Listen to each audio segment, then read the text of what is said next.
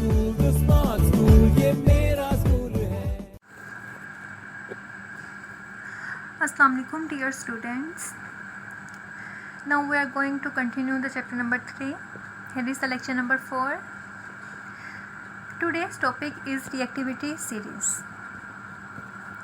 When you study the reaction of metals with water, acids and oxygens, you can probably see a pattern.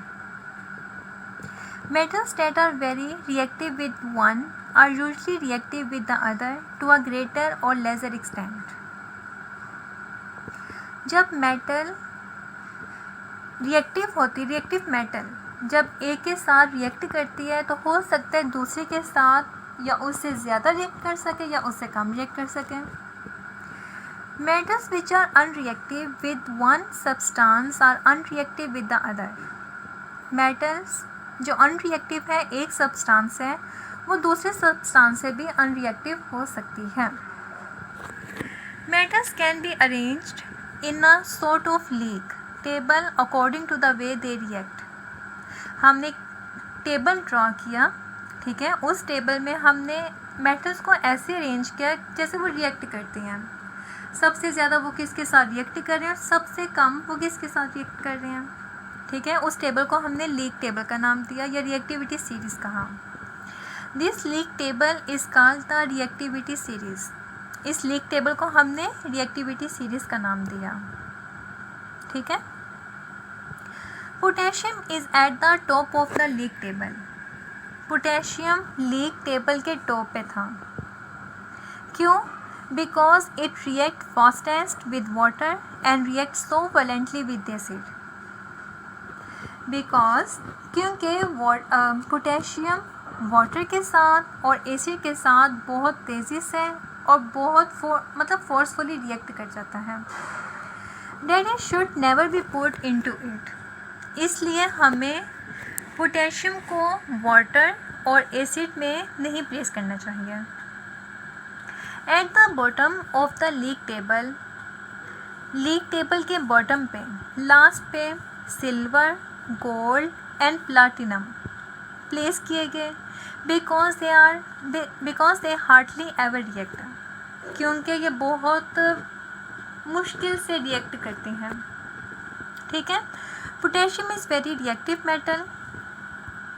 Potassium बहुत reactive metal है at the top of the league. इसलिए इसको league table के top पे place किया गया. है you see league table जिसे हम रिएक्टिविटी सीरीज़ कहते हैं. फर्स्ट ब्लॉक पे आपको मेटल्स मिलेंगे, सेकंड ब्लॉक पे रिएक्शन विद एयर और oxygen, third block reaction with water and the fourth block reaction with dilute acid. Potassium top पे क्योंकि ये एयर और ऑक्सीजन में वॉलेंटली रिएक्ट करता है. वाटर में भी रिएक्ट करेगा, कोल्ड वाटर में भी रिएक्ट करेगा और इसके अलावा डाइल्यूट एसिड में भी एक्सट्रीमली वॉलेंटली रिएक्ट करेगा, ठीक है. Sodium, calcium, magnesium, aluminium, zinc और आयरन ये रिएक्ट करेंगे एयर में और ऑक्सीजन में, ठीक है. हवा में जल जाएंगे. दूसरा रिएक्शन विद वाटर. यहाँ पे मैग्नीशियम, एल्यूमिनियम, जिंक और आयरन ये रिएक्ट करेंगे स्टीम में. Reactivity with steam decrease going down the table. जो रिएक्टिविटी है वो डाउन द टेबल डिक्रीज होती जाएगी. Reactivity decrease going down the table और डाइल्यूट एसिड में भी जो रिएक्टिविटी है वो डाउन द टेबल डिक्रीज होती जाएगी. जैसा कि अगर कैल्शियम की रिएक्टिविटी ज़्यादा है तो मैग्नीशियम की कैल्शियम से कम होगी और एल्यूमिनियम की मैग्नीशियम से कम होगी, जिंक की एल्यूमिनियम से कम होगी. इसका मतलब है जैसे जैसे हम डाउन द ग्रुप मूव करते जाएंगे रिएक्टिविटी भी डिक्रीज होती जाएगी, ठीक है. Next, tin, lead and copper ये क्या करते हैं? ऑक्साइड्स बनाते हैं. Form on surface in air मतलब हवा में ये सरफेस की ऑन सरफेस मतलब सरफेस पे ये ऑक्साइड्स बना लेते हैं, ठीक है.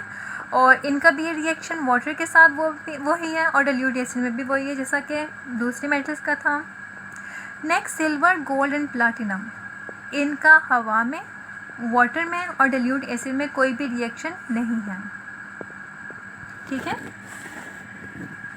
Sometimes metal do not show their true reactivity.